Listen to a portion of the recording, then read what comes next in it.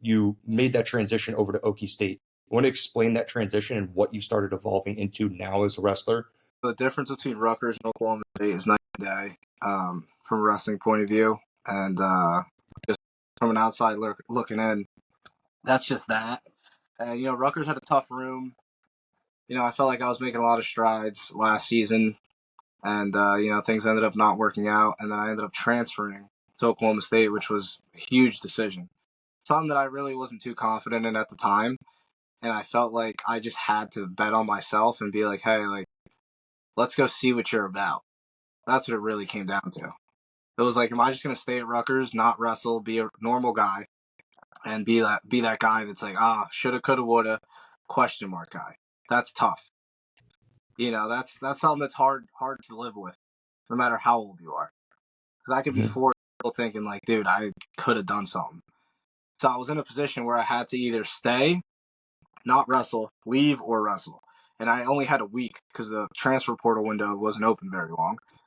So I decided to go to Oklahoma State. And that was kind of just that breaking point of being like, dude, let's see what you're about.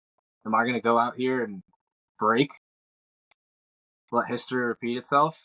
Or am I going to follow through and, learn some things about myself on and off the mat? And I think that's kind of what happened. And it's like currently in process, and I feel like I'm living it as I speak. But it's been enlightening and humbling to constantly face adversity in many different ways and always find a way to be optimistic and not always just play that thought process and that self-talk of like things just aren't working out for me, the world's out to get me, the world's out to get Sammy Alvarez because it's not really that important and I'm not that important of a guy. But just recognizing that and staying optimistic and knowing that oil and water always separate. They might be together for a while, but those elements are always going to separate. And that's something that I've been living by lately. And I keep constantly reaffirming to myself that, hey, if I wake up, win the day, go to practice, get better, I might suffer a little more than I did the previous day, but I know I got better, right? Mentally, physically, spiritually, whatever the case may be, but I know I got better. And that constant suffering and that reaffirmation of telling yourself, hey, what guy am I walking out of the practice room, right? Because I know the type of guy I walked in.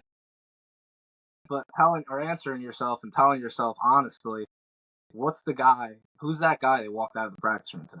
Did he get better or did he get worse? Because he's not the same guy. No matter how much you're going to try to tell yourself, it's just not the case.